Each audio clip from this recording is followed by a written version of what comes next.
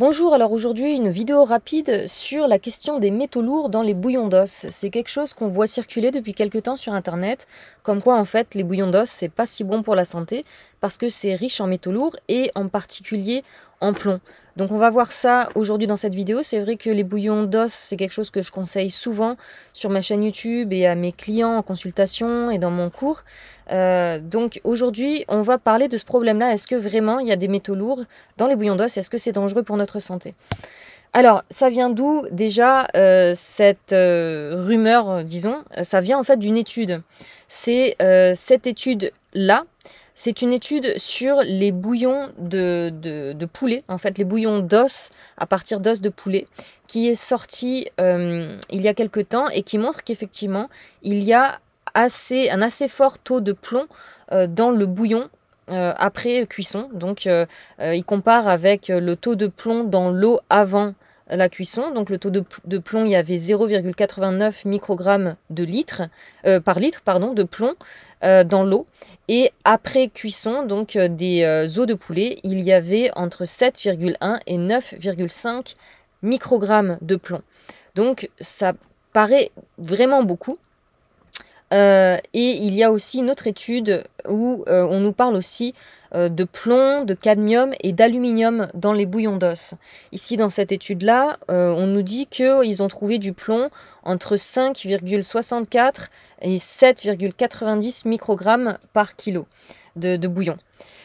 Alors, donc, il faut remettre les choses en perspective et j'ai trouvé un article très intéressant de Chris Kresser, si vous connaissez, qui a fait un article sur ce sujet-là. Est-ce que donc le taux de plomb est dangereux dans les bouillons d'os?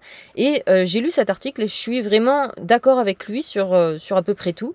Il explique que d'une part, ces taux-là de 9,5 microgrammes par litre de plomb, c'est pas si énorme quand on voit que les conseils du CDC, qui est le Center for Disease Control aux États-Unis, conseillent une limite de 15 microgrammes par litre d'eau potable de plomb. Voilà, donc les conseils de la CDC, c'est 15 microgrammes de plomb par litre d'eau. Et dans le bouillon, on a trouvé 9,5, donc ce qui est en dessous des limites conseillées par le CDC. Donc voilà, ça remet déjà certaines choses en perspective. Mais bon, est-ce que ça veut dire quand même qu'on veut un taux de plomb aussi élevé quand on mange du bouillon d'os? Parce que idéalement, on devrait se rapprocher de zéro, c'est encore mieux. Lorsque le plomb est absorbé avec d'autres minéraux comme le calcium et le fer, ça limite son absorption. Donc c'est ce que dit ce Chris Kresser dans son article.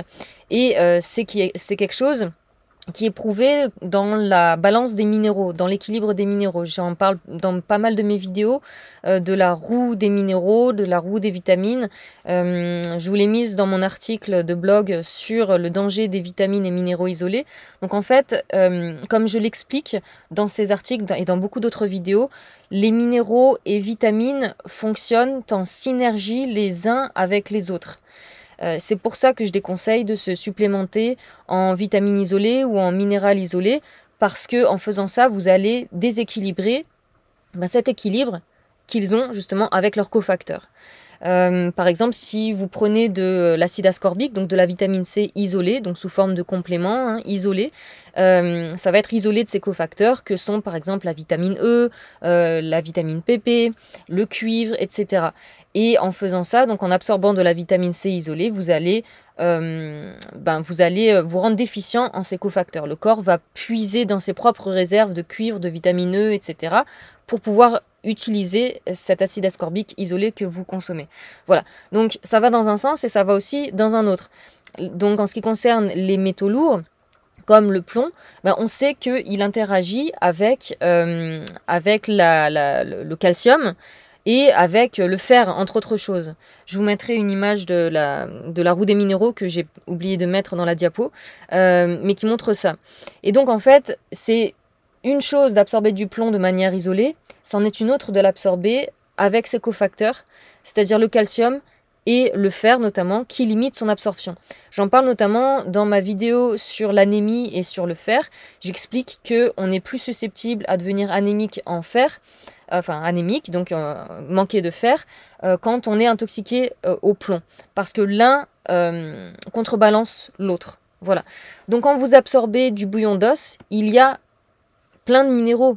Il n'y a pas que du plomb, il y a aussi du calcium, et il y a aussi du fer. Alors le calcium, j'ai une autre vidéo qui parle de ça. Je ne sais pas si au moment où j'aurai sorti cette vidéo d'aujourd'hui, je l'aurai sortie ou je vais la sortir plus tard, mais je vais parler, ou j'ai parlé, du taux de calcium dans les bouillons d'os. Donc allez voir cette vidéo pour plus de détails sur ce sujet en particulier. Mais donc voilà, il y a quand même du calcium dans les bouillons d'os, et il y a aussi du fer, et ça limite donc l'absorption du plomb. Et de toute façon, ici, je vous ai trouvé donc ce lien dans lequel ils expliquent que l'absorption du plomb dans le sang après ingestion est d'environ 10%. Voilà, donc il faut encore compter 10% de ce taux-là, de ce qui est réellement absorbé dans le corps. Parce que quand on est intoxiqué aux métaux lourds par voie orale ou par voie injectable, comme on va le voir après, c'est une toute autre chose. Par voie orale, le corps arrive à éliminer la plupart. Par la voie injectable, le corps il peut rien éliminer. Voilà, ça va directement dans votre sang.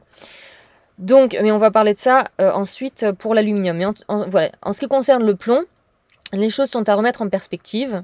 Donc déjà, le poulet dans cette étude, ça ne nous dit pas quel style de poulet c'est. C'est certainement du poulet pas bio, hein, du poulet de batterie. Donc de base qui est mal nourri avec des grains qui eux-mêmes ont été aspergés de tas d'herbicides, pesticides, etc. qui sont eux-mêmes chargés en différents métaux. Donc voilà, il faut regarder aussi quel type de poulet vous prenez. Après, c'est connu que le plomb s'accumule dans certains tissus, dont les os. Et ça reste tout au long de notre vie. En fait, ça s'accumule tout au long de notre vie, que ce soit nous, humains ou autres animaux. Donc après, il faut voir aussi l'âge du poulet.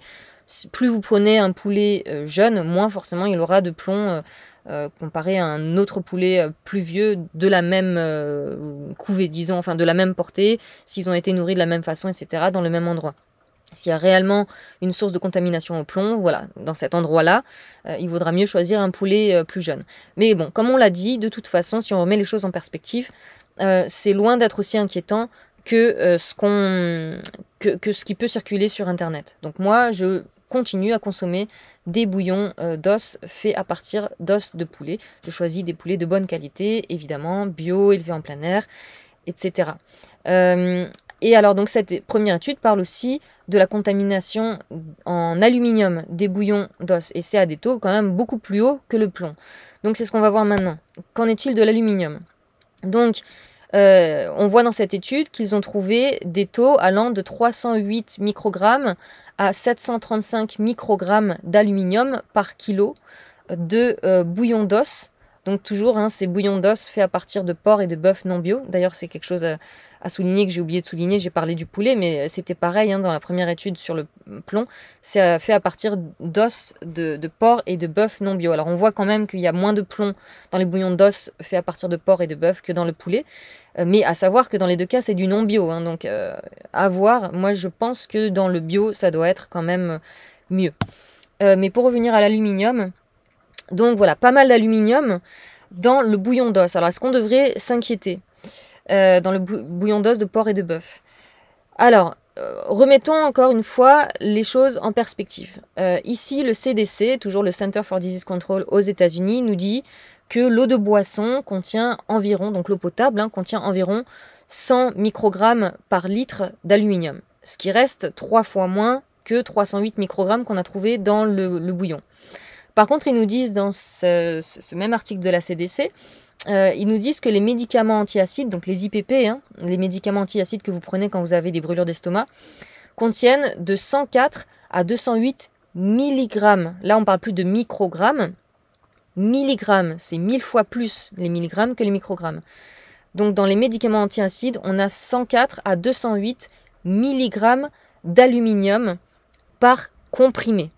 À chaque fois que vous prenez un comprimé d'IPP, vous avez tout ça d'aluminium. Vous avalez tout ça d'aluminium. Et à savoir que dans les 1, C'est un mot que je n'ai pas le droit de prononcer sur YouTube, sans quoi je me fais striker la chaîne. Ça m'est déjà arrivé avec d'autres vidéos, donc je ne prononce plus le mot interdit.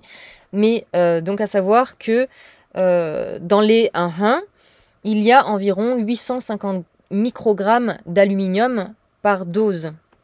Et là, alors là je l'ai mis sous ce lien, mais en fait ça c'est dans l'autre lien, c'est dans cette étude-là, mais je me suis trompée en faisant ma diapo. Mais donc dans cette étude, ils expliquent que c'est une chose d'absorber l'aluminium par voie orale, c'est une autre chose de se le faire injecter. Ils nous disent que lorsqu'absorbé par voie orale, l'aluminium n'est que très peu absorbé dans le sang, seulement environ 0,1% de l'aluminium ingéré par voie orale est absorbé par le tractus gastro-intestinal et est rendu biodisponible. Voilà, et par contre, en ce qui concerne les A1, on nous dit après l'injection, les sels d'aluminium deviennent disponibles de manière systémique, c'est-à-dire ça rentre dans le corps, ça n'est pas filtré par le système digestif du corps, donc là il ne s'agit plus de 0,1% de l'aluminium ingéré qui est réellement absorbé, là c'est 100%, hein. C'est 100% qui est absorbé dans le plasma sanguin, en ce qui concerne les A1. Donc, encore une fois, tout ça c'est pour remettre les choses en perspective. Donc l'aluminium que l'on trouve dans les bouillons d'os, ça va être la même histoire que ce qu'on a dit pour le plomb. Ça s'équilibre avec les autres minéraux, les autres nutriments qu'on va trouver dans le bouillon d'os. Donc ça se contrebalance avec ces cofacteurs qui s'opposent à son absorption.